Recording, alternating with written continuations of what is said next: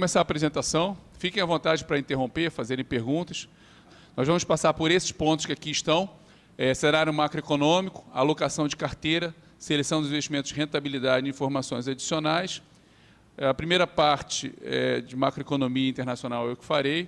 Depois eu vou passar a palavra para o Max, que vai falar sobre a parte de economia local. E no final eu vou falar sobre os perfis de investimento. Nós estamos em momento de migração de perfil. Se o participante quiser alterar o seu perfil, agora é um bom momento. Além de nós três, está aqui também a Sharon, que é a gerente de comunicação da Eletros, a Kaline, que trabalha com ela, e temos a equipe aqui que está filmando, que trabalha com a gente também, que foi contratada para fazer esse trabalho especificamente. Então, falando um pouco do cenário macroeconômico, principalmente macroeconômico externo, nós dividimos aqui os principais pontos hoje de preocupação que nós temos e foco. Nós temos hoje um crescimento econômico global muito baixo, a economia no mundo tem crescido cada vez menos, isso tem levado a um juros negativo em grande parte do mundo, a China também crescendo menos, que é importante principalmente para o Brasil, que é um grande parceiro, o principal parceiro brasileiro hoje é a China, então é importante para o Brasil o crescimento da China.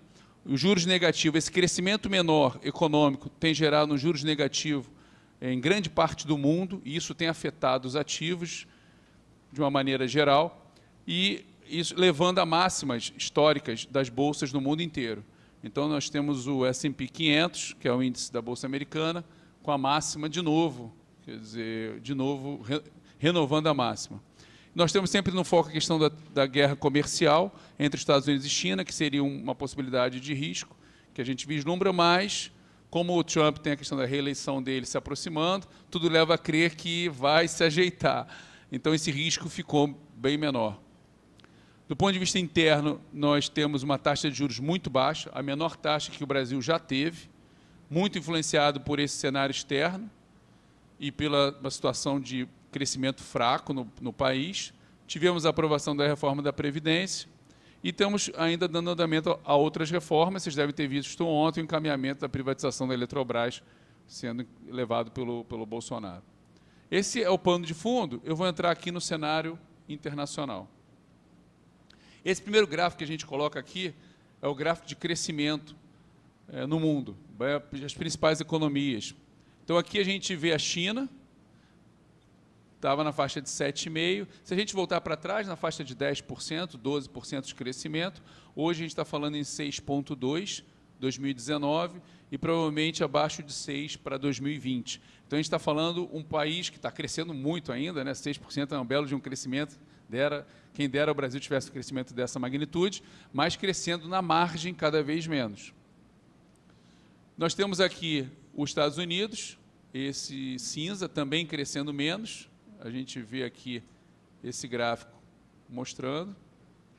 Temos a linha verde, que é a zona do euro, com crescimento bem baixinho, e agora menor ainda.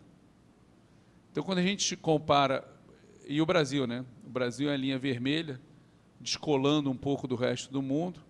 Nós vemos aqui que nós passamos por uma recessão bem forte, 15 e 16, e agora uma melhora, 1,2%, 1% previsto para 2019. Então, o que a gente está vendo é que o mundo todo está crescendo menos, ninguém consegue... existem duas grandes questões aqui por trás. Uma é que ninguém consegue, de fato, explicar por que você está crescendo cada vez menos. Né? Tem uma questão relacionada à produtividade, queda de produtividade global e demografia. O mundo está ficando mais velho e a produtividade ela é cada vez menor também. Isso está fazendo com que o mundo, de uma maneira geral, venha a crescer menos. Então, existe um movimento grande nesse sentido. E existe também a questão do mundo estar crescendo há muito tempo. Então, desde 2008, a gente vê crescimentos globais e nós sabemos que, historicamente, você tem ciclos econômicos. Então, se por um lado você está crescendo menos em relação ao histórico, de 100 anos para trás, quando se faz a média histórica, por outro, você está crescendo por muito tempo. Então, é o período de maior crescimento econômico na história. Você está há 124 meses com crescimento econômico. Né? Então, é de chamar a atenção também. Então, você está crescendo menos por um prazo mais longo.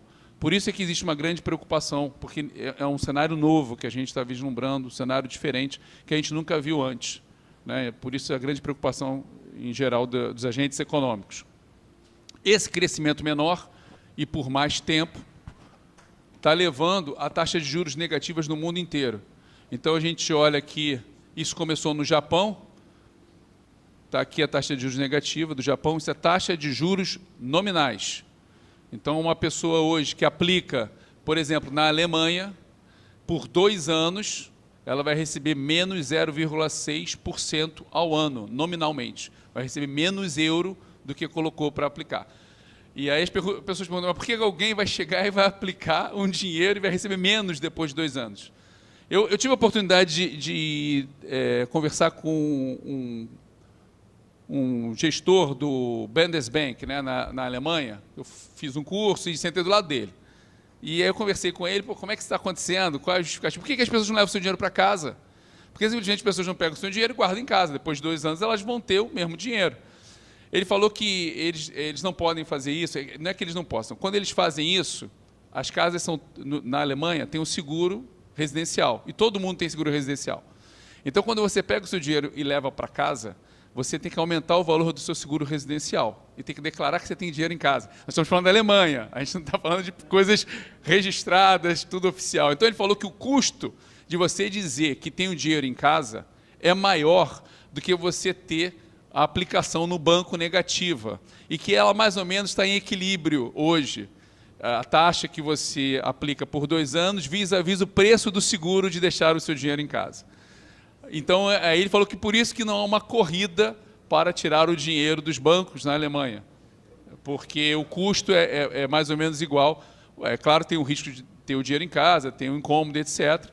Você teria o ganho, né, nesse caso, porque você não teria remuneração negativa, mas teria que pagar o seguro de casa. E aí eu consegui entender um pouco a dinâmica microeconômica, né, a ideia do porquê que as pessoas não vão lá e tiram seus dinheiros.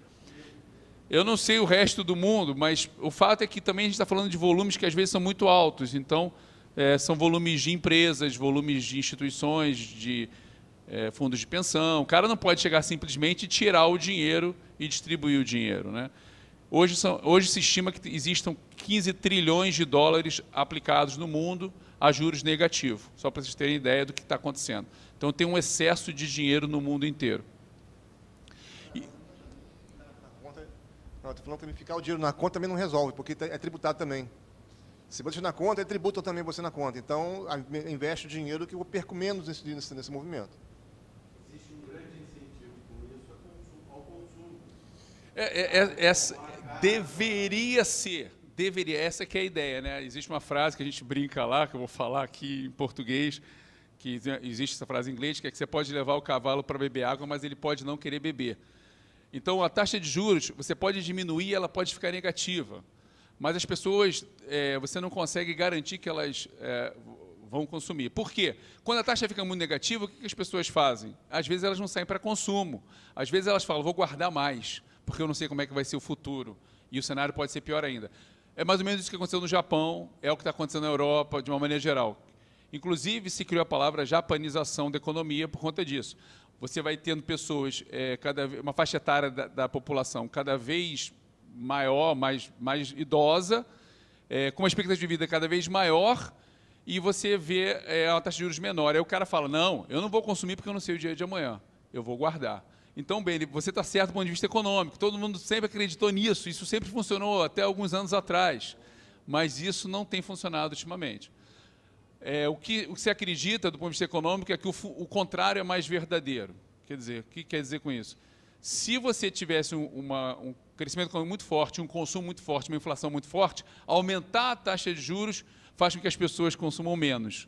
Agora, você diminuir a taxa de juros, você não consegue gerar esse efeito direto nas pessoas. Por isso que a gente tem taxa de juros hoje, mesmo no Brasil, muito baixas, né, 5%. O Brasil não está aqui, mas para taxas brasileiras é muito baixa, e você não vê o consumo retomando de forma forte. Os Estados Unidos, como a gente pode observar, dos países desenvolvidos, ainda é a maior taxa de juros.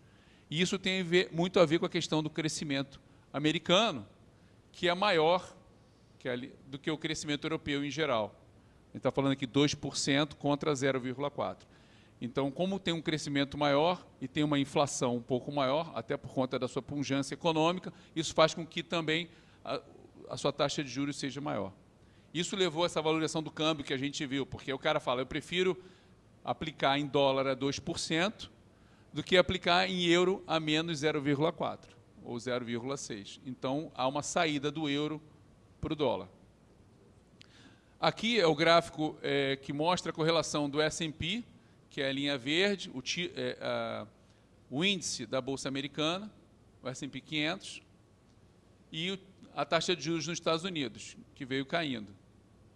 Então, a gente vê que a queda da taxa de juros e o impacto que teve no preço das ações. Por outro lado, você está na máxima histórica americana de todos os tempos. Na Alemanha, você também está na máxima, na maioria dos países hoje. Porque a lógica é, se eu tenho uma taxa de juros tão baixa, mas tão baixa, eu acabo correndo mais risco também com o recurso que eu tenho.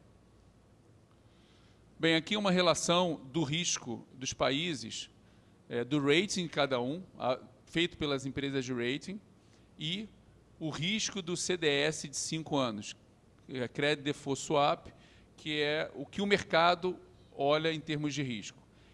Esse risco é avaliado pelo mercado e o rating é feito pelas empresas de rating. Então, por exemplo, os Estados Unidos têm um risco que é duplo A, é um risco maior do que a Alemanha, a Holanda, a Suíça, que tem 3 As, e ele está em torno de 20, 25 pontos nesse Credit Default Swap. O Japão tem um risco A e tem um risco medido pelo mercado, que é negociável, um pouquinho acima. E qual foi o objetivo de colocar esse gráfico? A gente olha o Brasil. O Brasil tem um risco BB-, que não é risco, é grau de investimentos. Então, por exemplo, se a gente olhar aqui, Peru, Espanha, México, são graus de investimento, BBB, está aqui. E o risco do Brasil hoje, que é próximo de 100, está muito parecido com o risco desses países. Ele está abaixo dessa média, vamos dizer. Então, existe hoje a sensação, por parte do mundo, de que o país está numa situação melhor do que é avaliado pelas empresas de rating. Isso é uma coisa que ocorre naturalmente quando os investidores saem na frente, normalmente, do que as empresas de rating. Então, há uma tendência depois das empresas virem adequando os seus ratings em relação ao que o mercado acredita de risco. Então, hoje, a visão que o país passou a ter, por conta também desse cenário de juros muito baixo no mundo, e o fato de ter feito a reforma da Previdência, que foi fundamental, afastou esse risco, ou diminuiu o risco de default do país. Isso fez com que o risco do país caísse de forma expressiva. Hoje está na faixa de 115 pontos, mais ou menos isso. Para vocês terem uma ideia, na época da Dilma, no final ali do governo, estava na faixa de 500, 600 pontos. A gente estava fora daqui dessa amostragem, para vocês terem uma ideia, porque a ideia de que não houvesse a reforma da Previdência e as contas públicas eram tão ruins que o risco de ter um calote aumentava de forma expressiva, de modo que a avaliação feita pelo mercado era muito superior à que é feita hoje. Bem, eu vou passar a palavra para o Max, que vai falar um pouco de economia brasileira, mas vocês fiquem à vontade para fazer qualquer pergunta, também ir, voltar, se quiser falar internacional e etc. Então, só fazendo um link que o Luiz falou da parte externa com o nosso cenário interno aqui. O cenário externo tem uma grande influência sobre a gente também, assim como os outros países também, de forma geral. Quando a gente fala em taxas de juros negativas, quer dizer que esses investidores lá fora estão buscando no mundo alternativas mais rentáveis. E, assim, o Brasil seria uma delas. Por isso mesmo que a gente fala que o teu impacto também no Brasil não é só um efeito interno que a gente tem aqui, como a reforma que ele falou agora, mas tem grande influência da parte externa. Então, o mundo com taxa externa, juros negativos, começa a buscar alternativa no mundo que tenha melhores retornos. E o Brasil é um deles. Tanto é que o risco caiu em função do que ele falou, da mudança de governo, da reforma da Previdência, tudo isso vem reduzindo o risco. Isso aumenta mais ainda o fluxo para cá. Com menos risco, o pessoal se sente mais confortável em estar investindo aqui. Isso foi uma parte externa. E a parte interna? O que foi o efeito interno com relação à economia? Bem, O crescimento do PIB, o Luiz mostrou lá, do mundo, e o nosso aqui, 2019 é 1,1 e 2020 2,2. Essas premissas aqui são da MCM Consultores, né, que é a empresa que a gente contrata para fazer lá essas projeções. Não está muito diferente do mercado, não. Tá? O mercado é mais ou menos em torno disso aqui. Em torno de 1 para esse ano e para o ano que vem em torno de 2. Então, não muda muito. Então, o crescimento ainda é tímido. A gente olha no Brasil, um país que vem retomando, né, uma economia de retomada, mas a gente vê que ainda é bem tímido o crescimento aqui. Com relação à inflação, para esse ano, as estimativas estão em torno de 3,3% do IPCA e para 2020, 3,5%. Esse ano foi interessante, porque, olha só esse gráfico aqui. São projeções para 2019, 20, 21 e 22, né? Estão aqui. Se a gente perceber, em 2019, início de janeiro, ó, a projeção que a gente tinha para 2019 e 2020 era muito mais alta para a inflação, né? Lá fora também. Quando o Luiz mostrou aqui agora, lá fora, como é que está o cenário, mas lá fora tinha uma impressão que o juros americano ia ser para 3, não para 1,8, como mostrou no gráfico. Então, esse ano teve uma reversão muito forte nas expectativas, tanto externa quanto aqui. Você vê que a queda foi muito abrupta da expectativa. Então, hoje a gente está falando de Selic aqui, ó, 3,30, e para 2020, 3,50. Isso no início do ano era 8. Aqui, ó. Inflação mesmo. Aqui, né? Aqui também, aqui em torno de 3% esse ano, o crescimento. Todo mundo estima, vai subir 3%. Não, não vai subir 3%, gente. 1%. Então, eu quero dizer, a mudança de expectativa para esse ano foi muito forte mesmo. Né? Se a gente pega lá a política de investimento desse ano, 2019, a ver que as premissas estão lá, elas divergem muito do que da realidade. Não foi só a nossa, não. Acho que de forma geral, todas as políticas de investimento, que eu fui dar uma olhada em todas elas, nos principais fundos de pensão, e dei uma buscada, ver como é que estava a projeção deles, é igualzinha a nossa lá. Só que pegou todo mundo de surpresa esse cenário aqui. Né? E com isso, a gente teve uns juros em 4,5% para esse ano, que está em 5% agora, reduzido semana passada, uma expectativa é que caia mais meio ponto agora, até o final do ano. E para o ano que vem, mais um pouquinho ainda. Né? Isso aqui é estimativa da MCM, mas o mercado, o Focus, é tudo igual. Tá? É tudo para 4,5%, na parte de 4,75% também. Então, são juros muito baixos, como o Luiz falou, juros que a gente ninguém imaginava há muitos anos isso aqui ia acontecer. Né? Aconteceu, sim, em 2002 de forma forçada, foi para 7,5%, 7,25%, se não me engano, foi o mínimo que a gente tinha visto até então. Mas hoje não, é uma coisa diferente, uma coisa estrutural. Parece que essas taxas vão perdurar por um tempo ainda, né? Pelo menos até 2020, até a gente consegue chegar que a inflação vai estar comportada, e por isso os juros também, dado que a gente não tem um crescimento muito forte, então não tem expectativa da inflação dar uma surpreendida para cima, assim, não hoje, né? Olhando os pontos que estão aqui falados, mas a gente pode surpreender também, chegar lá na frente e surpreender com mudança também, mas não é o que está acontecendo. Eu que olho o cenário externo, de crescimento menor, provavelmente aqui também vai ter um crescimento menor. Então não tem motivo para a inflação subir tanto assim, né? E nem os juros também. Qual é outro ponto fiscal? A parte fiscal, uma parte foi entregue, né? A reforma da Previdência ela foi aprovada, isso é muito bom, muito positivo, todos esperavam isso. Isso tem um reflexo muito grande nos ativos, né? Tanto nos juros quanto na Bolsa, tem um reflexo muito forte, depois eu vou mostrar aqui o efeito dos juros e o efeito na Bolsa. É lógico que a mãozinha que está negativa ainda, tem muita coisa para ser feita ainda. Né? E ontem, por exemplo, foram várias PECs lá para o Congresso, para o Senado. Tem outras reformas pela frente, tributária, tem um monte de coisa para acontecer. E tem que acontecer, porque senão essa mãozinha vai continuar para baixo aqui, né? E isso, nosso risco nunca vai ser um risco aceitável. Então precisa da reforma acontecer para a gente poder evoluir na nossa pauta aqui tanto de crescimento, né, que é importante, e isso aqui crescendo, o resto deslancha. Né? Bolsa vai, juro continua uma tendência mais tranquila, mais previsível e muito mais fácil para a gente lidar no nosso dia a dia. Passando aqui, ó, a parte da juros das NTNBs. Tá? Isso aqui é uma curva de juros das NTNBs, tá? Todos os vencimentos, começando em 2020 terminando até 2055. Cada pontinho disso aqui em cima é um vencimento de um título da NTNB. A curva azul é 2018, um ano atrás. A linha vermelha é agora, 31/10 desse mês. É 1/10 desse mês agora, 31/10. Essa diferença aqui, ó, é exatamente a quantidade de juros que caiu de um ano para o outro. É uma coisa surpreendente.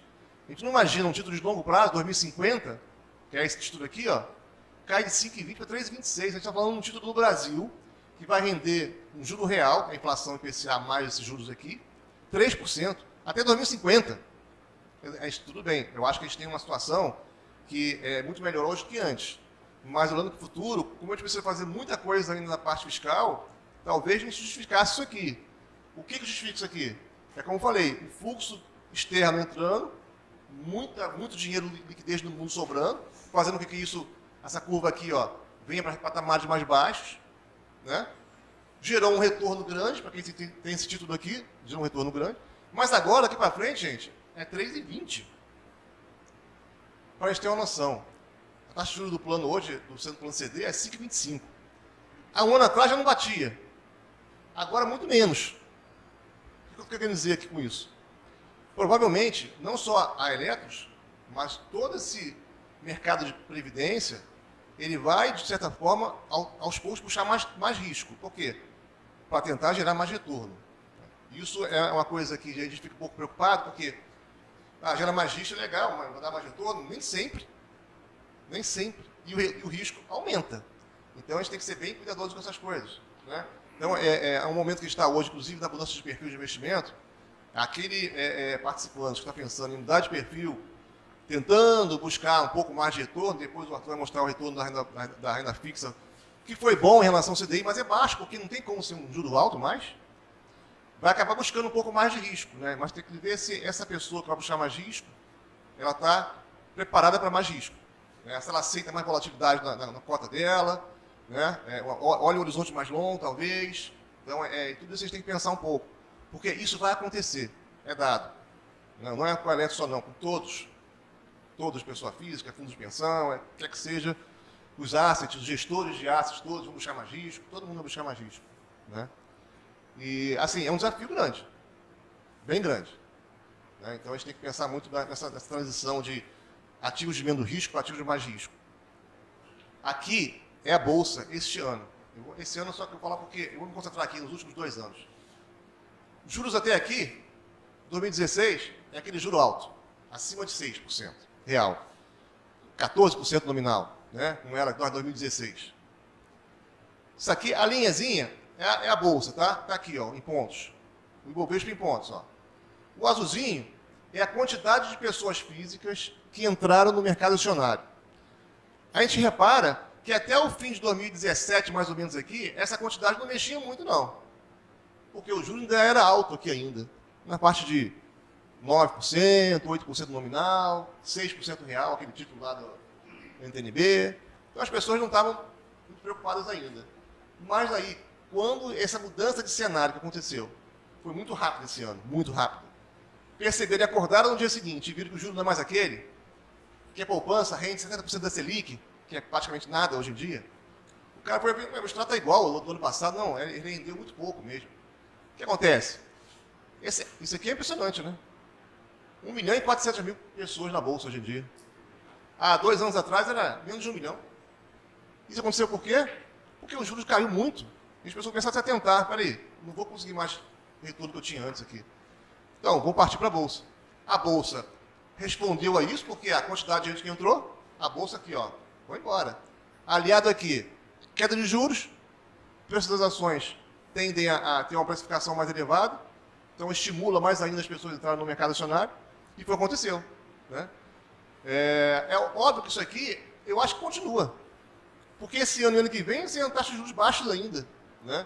Então, provavelmente, vai ter ainda um cenário de pessoas físicas entrando na Bolsa cada vez mais, né? Isso a gente discute diariamente, nossas reuniões lá. Será que até onde a gente vai ficar posicionado, né? A gente está posicionado em Bolsa. A gente preferiu aumentar a alocação em Bolsa nos planos CD do que comprar aquele título de rendendo menos que 5. Porque a gente acha que o risco lá é assimétrico. Comprar isso aqui, a gente está achando que é assimétrico demais. Eu acho que é muito mais risco aqui do que na Bolsa.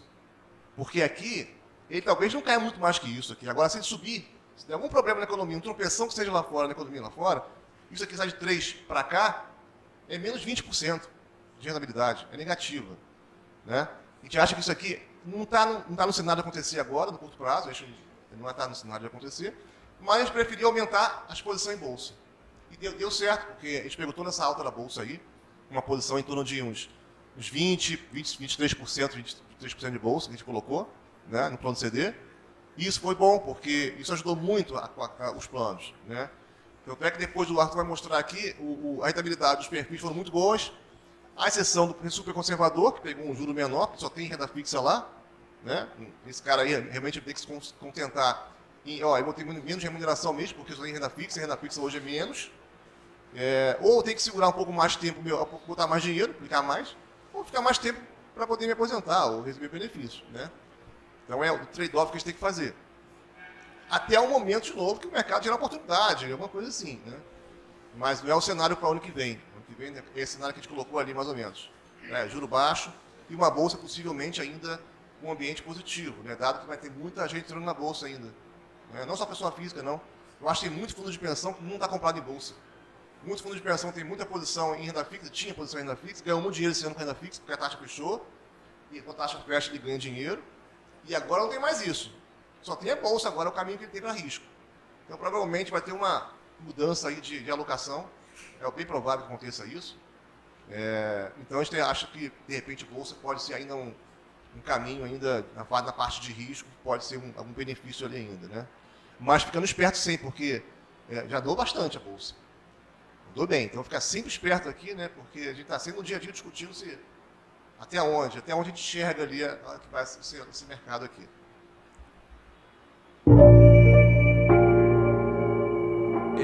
Essa aqui é a alocação que nós temos geral, como foi mostrado pelo Max. Nós temos 76%, nós tínhamos 76% em renda fixa, e 14%, 15%, passamos a ter 19%, 72% e 19%, é a grande alteração que ocorreu, renda fixa e renda variável.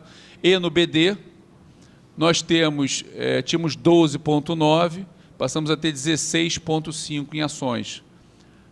E a contrapartida foi a redução da renda fixa de 72% para 69%. Então, a principal alteração foi da renda variável no plano BD.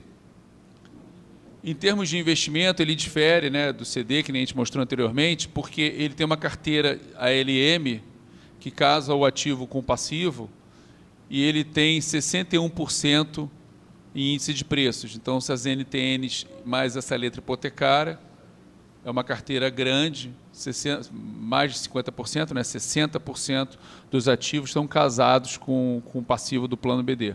Eles estão marcados na curva, também na faixa de 6,30, 6,40. Inflação mais 6,30, mais 6,40.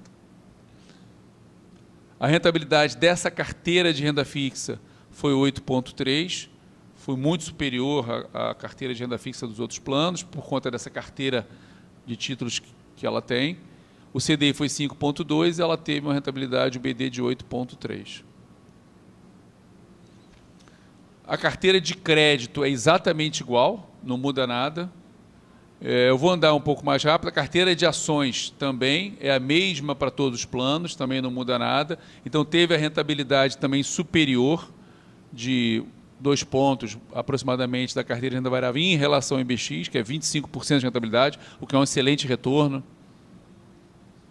E o plano BD rendeu no ano, até outubro, 10,6%. Bruto, como o Irã mencionou, então tem que tirar mais ou menos 0,3%. A taxa hoje que nós cobramos dos nossos planos é 0,45% ao ano e 3% sobre as contribuições. Estamos propondo para o orçamento do ano que vem, ainda não foi levado para conselho, mas já está na peça orçamentária, a diretoria vai propor uma redução para 2% de sobrecarga, ao invés de ser 3%. E vai manter o 0,45%. Essa vai ser a proposta para o ano que vem. Só lembrando que ano passado a gente reduziu a taxa de administração de 0,5% para 0,45%. Foi a primeira vez que a gente reduziu a taxa desde 2001. Então, foi um momento histórico. Mas desde 2001 a gente cobrava sempre 3% e 0,5%. A gente reduziu para 3% e 0,45%.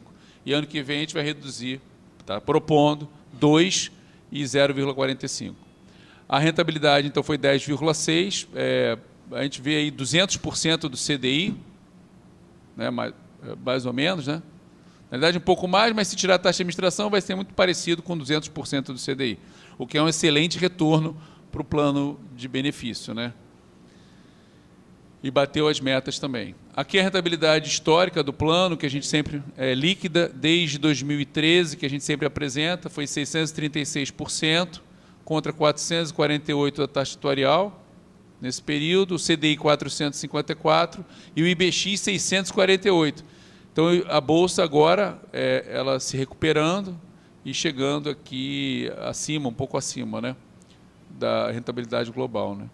Mas lembra, aqui nos primeiros anos a Bolsa foi muito ruim, até 2008, entre 2004 aqui até 2008 ela foi muito bem, depois entre 2010 e 2015 ela não variou nada, a Bolsa, estou aqui fazendo um histórico, só para...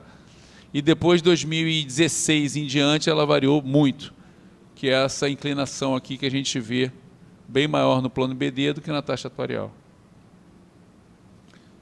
Aqui é o resultado até 30 de setembro, o plano estava com menos 164 milhões e ele fechou setembro com menos 158 milhões de déficit. Aqui já leva em consideração os equacionamentos. Então ele melhorou, não melhorou muito, melhorou um pouco o resultado,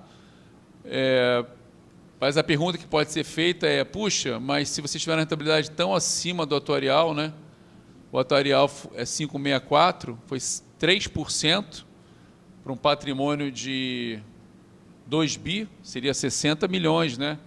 Só que a gente teve 3% em cima do ativo, que é muito menor do que o valor do passivo. Então, você tem que ganhar todo o valor do ativo, mais a variação do diferencial que você tem do passivo. Então, acaba gerando um resultado menor em termos financeiros do que se você tivesse sem nenhum déficit. Não sei se deu para entender o que eu expliquei. Bem, a apresentação acabou. Eu não sei se tiver alguma questão específica que vocês queiram saber do plano BD. Possibilidade, né, de migração aí no próximo ano para um novo plano. Vai afetar possivelmente o pessoal do BD e do PC do Saudado. Qual o impacto isso tem, né, nessa estratégia de investimento que vocês estão mostrando aí para a gente? Certamente vai ter que haver um processo de transição que deverá ser planejado, né, para não impactar o que você está pensando aí em termos de investimento para o próximo ano. Você já tem uma ideia como é que isso aí vai ser feito? Então, excelente pergunta, Mandarina, excelente pergunta. Vamos lá, na realidade, o CD também vai poder migrar, tá? Não é só o Saudado e o BD, todos vão poder migrar. E vai migrar a foto do patrimônio que ele tiver no momento da migração. Então, você vai fazer um corte e ele vai levar os ativos. Então, a primeira discussão que nós tivemos internamente, ainda não está batido o martelo, mas deverá caminhar para isso, é que nós teremos que marcar esses títulos do plano Saudado e do plano BD a mercado, né? Porque eu não posso deixar um cara levar menos do que ele teria. Esses títulos valem, o BD tem mais de 200 milhões se eu marcar a mercado, e o CD tem mais uns 30 milhões. E aí como é que ele vai migrar com menos dinheiro? Por outro lado, quando eu marco a mercado, eu tenho que reduzir a taxa, porque eu, quando calculo o passivo, eu calculo com uma taxa de 5,64 no plano BD, mas a taxa de mercado a gente sabe que é mais baixa. Esse 5,64 só é possível porque nós temos essa carteira marcada na curva do plano BD. Então, o primeiro impacto que a gente vai assistir em 31 de dezembro, deverá assistir, porque isso depende do atuário, depende das aprovações de diretoria, depende do conselho. Estou falando das discussões que ainda estão acontecendo internamente, é a marcação dos títulos a mercado, do plano BD e do Saudado, né? A marcação dos títulos a mercado e a atualização da taxa a essa marcação. Então, a gente vai ver redução das taxas dos planos e a contrapartida da marcação a mercado. É como se a gente estivesse marcando o ativo e o passivo a mercado, para eu ter certeza que o participante que migrar está levando exatamente o que ele tem direito. A gente já estudou um monte de possibilidade, nós não queríamos marcar mercado para quem ficasse, queria marcar na curva, a gente já tem uns títulos bons e etc., mas não dá, porque a gente não conseguiu chegar numa alternativa que não tivesse, que a gente chama de transferência de riqueza entre os participantes. né? Imagina, por exemplo, que eu mantivesse na curva um plano CD. O cara que entra hoje bota um dinheiro comprando um título a 6,30, que hoje é 3, como o Max mostrou. Então tem uma transferência de riqueza. Eu diluo o cara que comprou a 6 para o cara que está comprando agora a 6 e entrando com dinheiro hoje. Então, para não ter transferência de riqueza, depois de todas as discussões que nós tivemos com os atuários, e nossa também, a gente chegou à conclusão que tem que marcar tudo no mercado, mas a contrapartida é que eu tenho também que reduzir a taxa de desconto também a mercado. Então, esse é o primeiro impacto. Tirando esse impacto, o plano CD vai ser um plano CD puro, sem renda vitalícia, vai ser um plano com saldo de conta. Então, nesse plano, o participante vai definir o perfil, tá certo? Não há uma mudança. O cara do BD hoje, ele não define nada. A gente faz a gestão e faz a alocação e faz a contrapartida com a alocação dele, casando o ativo com o passivo. Ele vai para um plano agora que é saldo de conta, que ele vai pegar o valor dele no final do ano, vai multiplicar por um percentual e vai definir quanto ele vai receber no ano seguinte.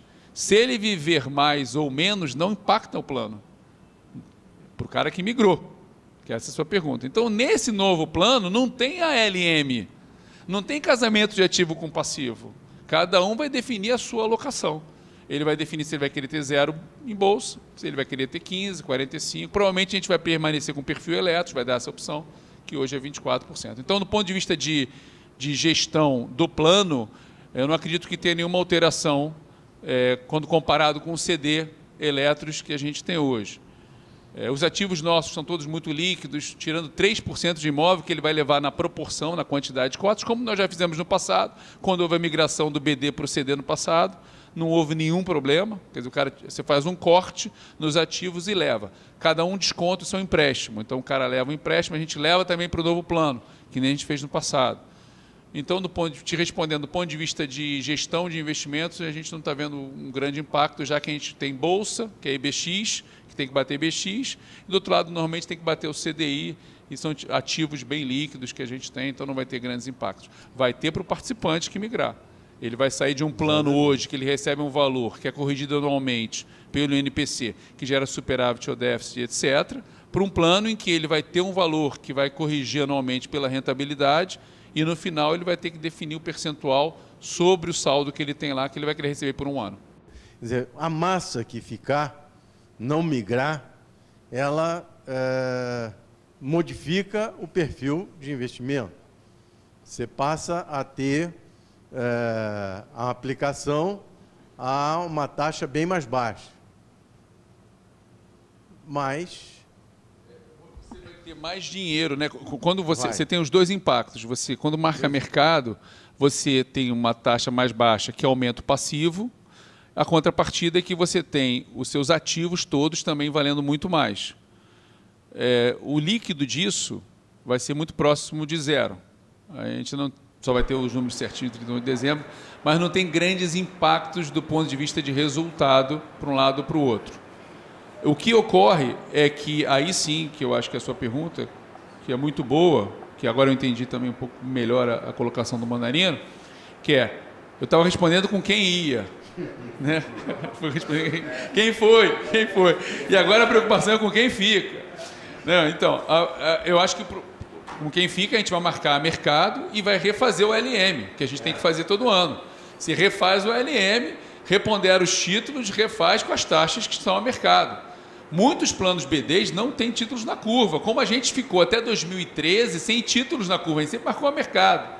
Entendeu? Então, não acho que, assim, do ponto de vista da dinâmica da gestão, vai ser feita a mesma coisa. Vai fazer um novo LM, vai ver quem ficou, vai ver o novo perfil, vai fazer um novo enquadramento de títulos e vai fazer as aplicações adequadas. Então, do ponto de vista de quem fica, você continua com o mesmo procedimento, processo que você tem de investimento. Então, eu vou encerrar, agradecer a presença de todos e essa apresentação vai estar disponível no YouTube, acho que em alguns dias, assim como a apresentação com slides vai estar na área restrita do participante, se vocês quiserem ver.